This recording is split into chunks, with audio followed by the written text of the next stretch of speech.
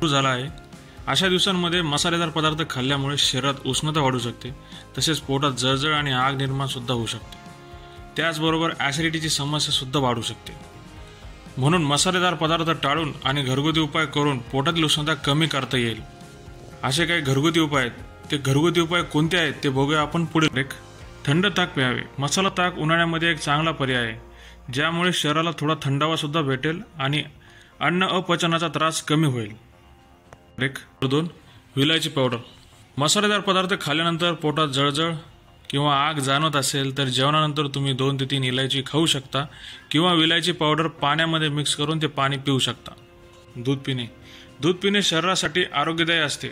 पोटातील जळजळ किंवा आग कमी करण्यासाठी दूध पिऊ शकता। मात्र दुधाची ट्रिक सर्वांना लागू होत नाही, कारण काही जणांना दुधाची ॲलर्जी असते, त्यामुळे तुम्ही डॉक्टरांचा सल्ला घेणे जरुरी आहे।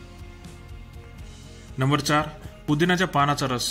पुदिन्याच्या पानाचा रस पिल्यामुळे पोटातील जळजळ सुद्धा कमी होते, पण त्यामध्ये नॅचरल कूलिंग इफेक्ट असल्यामुळे ॲसिडिटीला सुद्धा गुणकारी ठरते। 5. बडीशोप खाणे। आपण फार पूर्वीपासून जेवणानंतर बडीशोप खातो, कारण बडीशोप ही अन्नपचनासाठी खूप उपयुक्त आहे।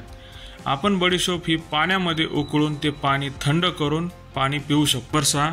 खडीसाखर खाणे। उन्हाळ्यामध्ये शरीरातील उष्णता वाढते, ती शरीरातील उष्णता कमी करण्यासाठी खडीसाखर ही खूप गुणकारी आहे। ती तुम्ही खाऊ शकता किंवा दुधामध्ये मिक्स करून दूध पिऊ शकता। तर चॅनलला नक्की लाईक करा, शेअर करा आणि सबस्क्राईब करा, आणि नवीन व्हिडिओचे नोटिफिकेशन मिळवण्यासाठी बेल आयकॉन प्रेस करून अपडेट मिळवा।